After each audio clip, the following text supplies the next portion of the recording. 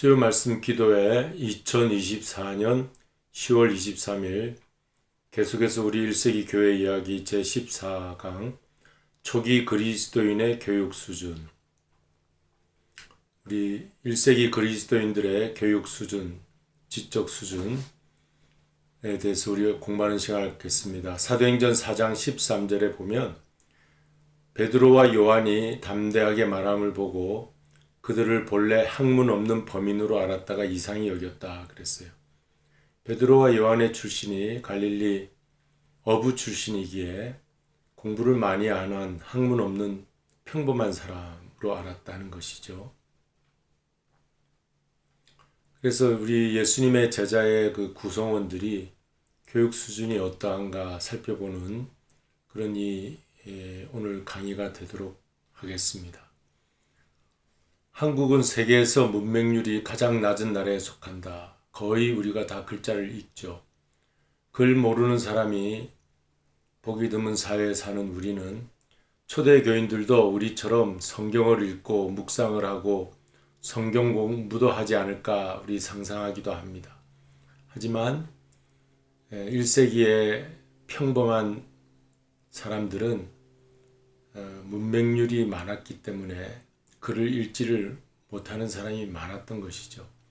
우리나라도 1945년 해방 당시에 지금으로부터 불과 80년 전입니다. 문맹률이 77.8%였다고 그래요. 그러니까 이 1세기 교회 구성원들도 얼마나 교육을 받았겠는가, 또 얼마나 글을 읽고 쓸 수 있었을까. 평범한 그 평민들은 거의 글을 읽지를 못했을 것 같습니다. 해당에서 예수님이 이사야서를 이제 펼쳐서 읽으라 할 때 그 두루마리 성경책 이사야를 읽으면서 그 해당에 모였던 앉아있던 청중들은 다 귀로 듣기만 하였던 것이죠. 글을 읽거나 글을 쓰거나 하지는 못했을 것입니다. 그래서 오늘 우리가 하는 공부는 1세기의 교인들은 얼만큼 성경을 읽을 수 있었을까? 사도 바울이 보낸 편지를 어떻게 교회들에서 읽고 교훈을 받았을까? 이제 그런 것이죠. 나중에도 얘기하겠지만 바울의 편지를 읽어주는 사람이 있었어요. 그리고 대부분 교인들은 아마 귀로 듣기만 했었던 것 같습니다. 예수, 바울, 야고보, 베드로, 요한 등 성경인물들 교육 수준이 어떠한가를 이렇게 이제 유추해보는 그런 시간이 되겠습니다. 로마 제국 평민들의 문해율, 문맹률에 반대되는 말이죠. 문해율은 글을 읽고 해석하는 비율을 문해율이라고 합니다. 문맹률은 글을 읽지 못하는 것을 말하는 거죠. 고대 세계 일반 문해율은 10%를 넘은 적이 드물다고 봐야 합니다. 역사가들 이러한 어떤 연구들을 보면은 고대 세계에서 글을 쓰고 읽을 정도의 사람은 10%밖에 되지 않았다는 것이죠. 90%는 거의 문맹률이 까막눈 문맹이었다. 이제 그렇게 보는 것입니다. 로마 제국 초기에 로마는 문해율이 글을 읽고 쓰는 그런 비율이 다른 도시보다 수준이 높았다고 해요. 그렇지만 로마만 이제 그렇고 어떤 도시나 이런 데는 그렇지만 팔레스틴 유대 지역, 예루살렘 여기는 일상생활 파피루스 문서가 많이 발견되지 않고 어떤 비문, 흔적이 다른 도시 헬라 문명 지역의 도시보다 훨씬 적다는 것이에요. 예루살렘 이런 유대 지역에.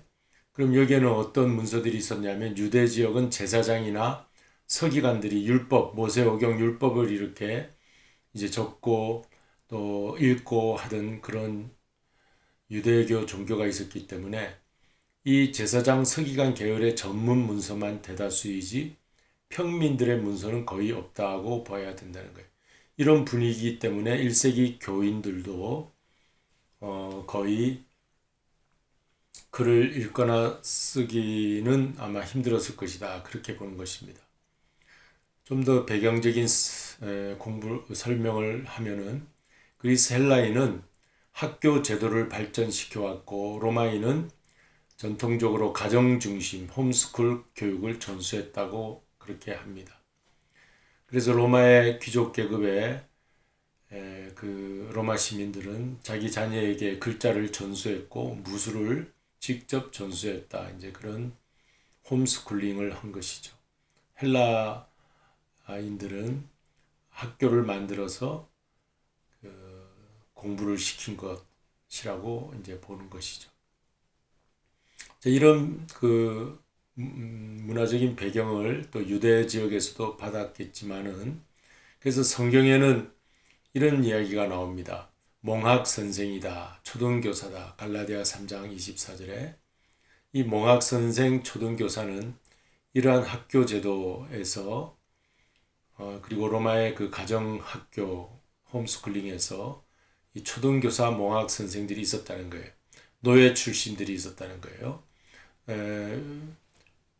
그 전쟁에서 이제 잡아온 포로들 가운데 학식이 있는 그런 학자들이 있으면 이 로마 교회 로마인들이 그 외국 지역에서 잡아온 포로들 중에 이제 학자들을 붙잡아다가 파이다고고스 몽학 선생으로 만들었어요. 초등교사로. 자기 자녀들을 보호하고 초보 지식을 가르치는 역할을 맡겼다는 것입니다.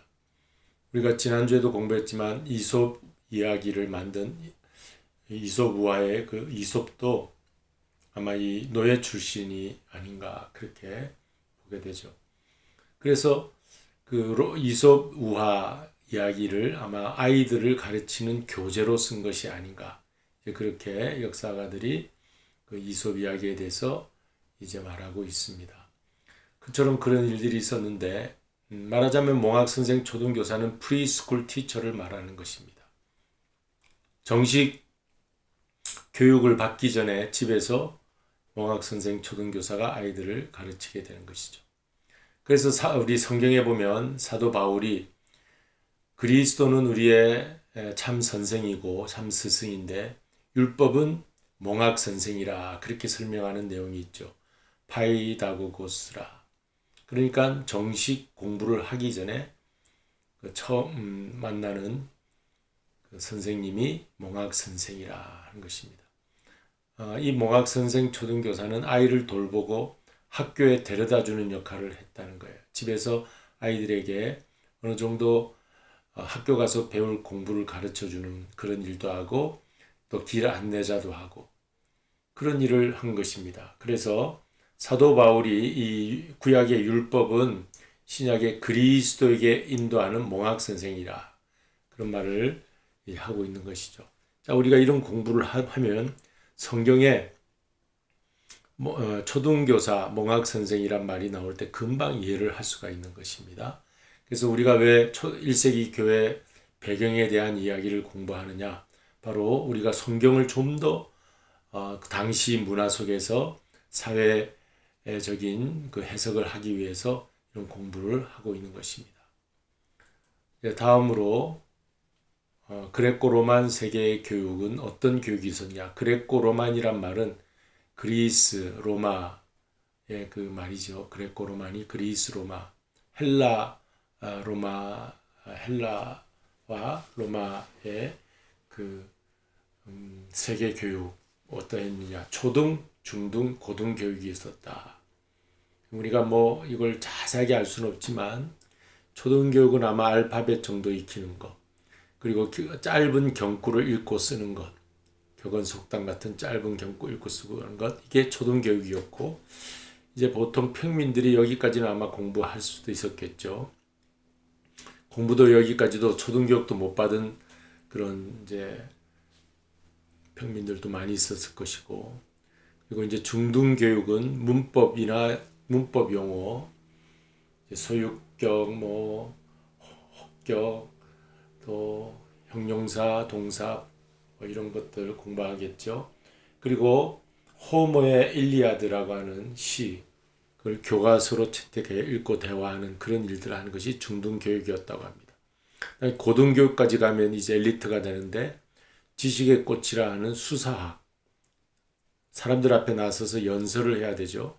수사학을 철저하게 공부했다는 거예요. 철학도 공부하고 연설문 작성하고 그래서 엘리트가 되는 그 길을 가게 되는 것이 고등교육. 여기까지 공부를 하게 되었다는 겁니다. 평민들은 이 공부에 접촉하기가 힘들었겠죠. 초등교육까지도 공부하기도 힘들었을 것입니다. 어쨌든 그러나 이 1세기 교회에 이제 생존을 위해서 먹고 사느라 생업에 종사하기 때문에 이런 교육에 많은 사람들은 들어가지 못했지만 바울은 교육이 있었어요. 다소 출신 바울은 어느 정도 교육을 받았을까? 다소라고 하는 도시의 태생이죠, 바울이. 근데 다소가 당시 아테네, 철학의 도시 아테네, 그리고 알렉산드리아, 학자의 도시, 학문의 도시 알렉산드리아 능가하는 교육 도시로 알려졌다. 우리에게는 이 다소라는 도시는 바울의 그 출생지다, 바울의 고향이라 해서 우리에게는 잘 알려졌지만 사실 일반 사람들에게는 아테네와 알렉산드리아가 많이 알려져 있죠. 근데 아테나, 알렉산드리아와 쌍벽을 이루는 능가하는 교육 도시가 다소였다는 겁니다. 그러니까 바울의 교육 수준이 다소 출신이니까 어느 정도인지 우리가 알 수 있죠. 공부를 하지 않았다 할지라도 무슨 그 도시 출신이면 다 학문에 접근했다 우리가 생각할 수 꼭 그렇게 학문에 접근했다 말할 수는 없겠지만 그래도 분위기가 이렇게 이러한 교육 도시였기 때문에 바울도 공부를 많이 했을 것이다. 우리가 추측을 하는 겁니다. 유추. 그래서 그는 자기 자신이 자기를 말할 때 내가 가마리엘 문화생이다 하는 말을 했어요. 당시 가마리엘은 율법학자로서 아주 뛰어난 아주 그러한 유대교 학자였습니다. 그러니까 가말리엘 문화생으로서 바울은 자신의 그 전문적인 그 학문의 제자의 문화생 그걸 자랑하고 있었던 것이죠. 그리고 그는 천막 만드는 기술자였어요. 그러니까 천막을 만드는 기술자니까 어느 정도 이런 지식에 접근하는 것이 있었을 것이다. 우리가 그렇게 봅니다. 그리고 그는 자신을 말할 때 고린도전서 11장 6절 같이 읽습니다. 내가 비록 말에는 조라나 지식에는 그렇지 아니하니. 자신을 말할 때도 바울은 말이 좀 약했다 그랬어요. 그 이유가 아마 히브리 말을 할 때 좀 더듬었던 것 같아요. 왜냐하면 다소는 이방인이잖아요. 로마의 식민지 다소가 이제 지금 현재로는 시리아에 있는데 거기에 다른 그 이방 지역에서 자랐기 때문에 히브리어가 그렇게 능통하지는 않았을 거예요. 그러니까 내가 말에는 조라나 유대인들 앞에 서서 말할 때 더듬거렸을 수 있습니다. 그렇지만 지식에는 그렇지 아니하다. 그러니까 바울이 어느 정도 교육의 수준이 있었던 것을 말합니다. 그리고 그가 남긴 바울 서신들, 그의 이제 책들을 보면은 그가 어느 정도의 그 표현력이 있었는지, 문장력이 있었는지 우리가 알 수 있죠. 고린도전서 10장 10절 같이 읽습니다. 그 편지들은 중하고 힘이 있으나 말이 시원치 않다. 이 말이 나와요. 그가 쓴 글이죠. 편지는 아주 중하고 힘이 있다. 그러니까 이 문장력이 대단했습니다. 바울 서신을 봐도 그렇죠. 바울 서신에서 우리가 배울 점이 많죠. 그 말은 그렇게 잘 하지 못했던 것 같아요. 글은 잘 썼지만 그래서 바울의 교육 수준은 어느 정도 가마리엘 문화생으로서 뛰어난 수준이었다. 우리가 이렇게 볼 수가 있죠. 그러니까 하나님은 사람을 쓰실 때 그가 가지고 있는 은사를 이제 활용해서 하나님은 쓰시는 것 같습니다. 그러니까 이방인의 전도가 필요했어요. 이제 유대교인들한테 전도할 때는 베드로 이제 학문이 없는 범인이었죠. 어부 출신. 그러한 베드로가 유대인의 전도자였다면 바울은 이방인의 전도자가 됩니다. 이방인의 전도자가 되기 위해서는 어느 정도 이런 뒷받침이 있어야 하는 거죠. 지식의 뒷받침, 학문의 뒷받침이. 그래서 이런 그 철학의 도시 아테네에 가서도 말씀을 전하고, 그 빌립보, 에베소 이러한 헬라 지역에 가서 말씀을 전하려면 어느 정도의 이런 교육이 필요했다. 하나님이 그렇게 쓰신 것으로 보게 됩니다. 고린도전서 13장을 보면 사랑장입니다. 수사에게서 사용하는 예찬의 기교가 담겨 있는 것을 봅니다. 그러니까 바울도 이 수사학을 공부한 거예요. 그 하나님의 성령의 감동을 받아 성경을 기록할 때 하나님은 전혀 사람의 인간의 언어를 사용하지 않는 것이 아니라 인간의 그 손을 빌어서 필기구를 통해서 글자를 쓰게 하시고 거기에 성령께서 감동을 주셔서 성경을 기록하게 한 것입니다. 다만 우리는 기자와 같이 기자와 같이 쓰지만, 그러나 하나님께서 영적인 그 감동을 주셔서 이렇게 편지를 쓰게 된 것입니다. 고린도서 13장을 보아서도 바울은 수사학을 공부했을 것이다 유추하는 것이죠. 그리고 바울은 히브리어와 헬라어를 쓰는 교양인이었다. 그리고 수사학적 기교와 설득력이 강했다. 왜 설득력이 강했을까요? 그는 지식뿐만 아니라 열정이 있었습니다. 그리스도에 대한 열정, 복음에 대한 열정. 그러니까 사람을 설득하는데 이 열정보다 더 큰 것은 없죠. 아무리 지식이 많고 아는 것이 많아도 열정이 없으면 설득하기가 힘들어요. 아무리 배운 것이 없고 많이 알지 못한다 하더라도 열정이 있으면 설득할 수가 있습니다. 그래서 또 지식도 많은 바울을 통해서 열정까지 더하여 하나님이 이방인 사도로 부르신 줄로 믿습니다. 베드로와 요한은 학문이 많지 않았으나 성령께서 지혜를 주셔서 말씀을 전하게 하셨고, 또 바울 같은 기존에 어떤 학문을 가진, 지식을 가진 인물도 하나님은 열정을 주셔서 복음의 열정으로 이렇게 이방인의 사역자로 쓰신 것을 보게 될 때, 오늘 우리 시대에도 1세기 교인들이 얼마나 열심히 복음을 전했는가를 알 수가 있는데, 오늘 이 시대에도 우리도 하나님, 내가 기도하면서 말씀을 잘 읽고 복음의 열정을 가지고 또 말씀을 전하는 마지막 시대에 마지막 주자가 될 수 있는 우리 교회, 우리 그리스도인들이 되게 해달라고 기도해야 하겠습니다.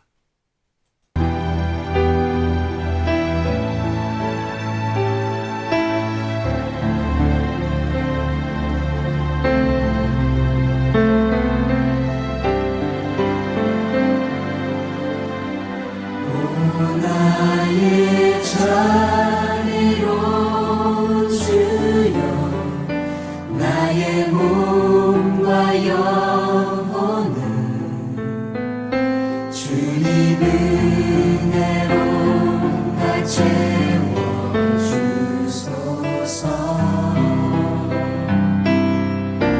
이 세상 괴로움 걱정 근심 주여 받아주시고, 힘든 세상에서 인도하소서.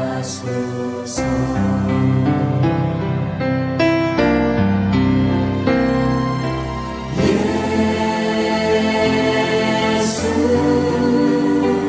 오 예수,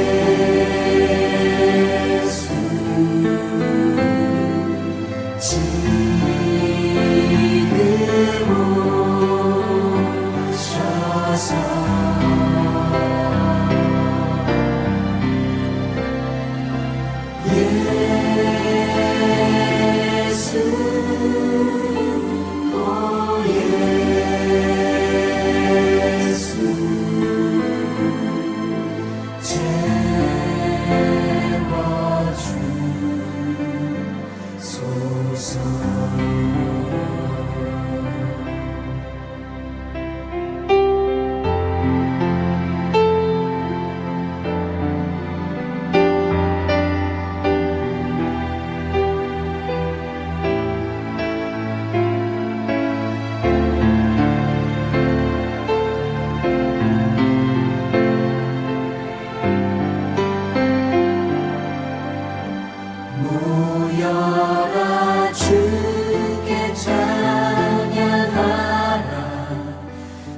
나의 귀한 친구야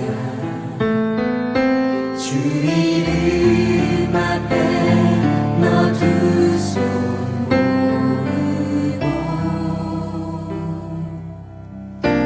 오 너의 슬픈 세상 눈물 너의 쌓인 아픔을 십자가 앞에 너 모두 버리고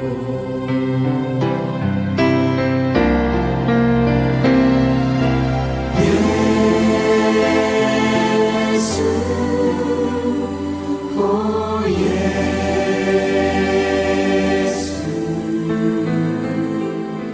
지금 오셔서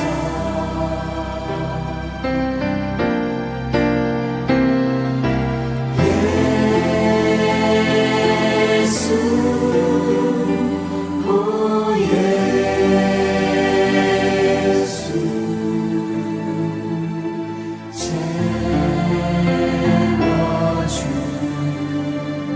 채워주소서.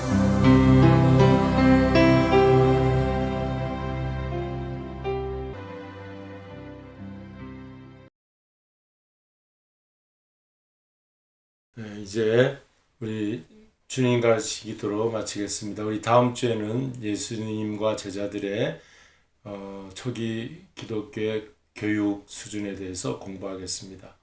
이 주기도문으로 마칩니다. 하늘에 계신 우리 아버지여 이름이 거룩히 여김을 받으시오며 나라의 임하옵시며 뜻이 하늘에서 이룬 것 같이 땅에서도 이루어지이다. 오늘날 우리에게 일용할 양식을 주옵시고 우리가 우리에게 죄 지은 자를 사하여 준 것 같이 우리 죄를 사하여 주옵시고 우리를 시험에 들게 하지 마옵시며 다만 악에서 구하옵소서. 대개 나라와 권세와 영광이 아버지께 영원히 있사옵나이다. 아멘.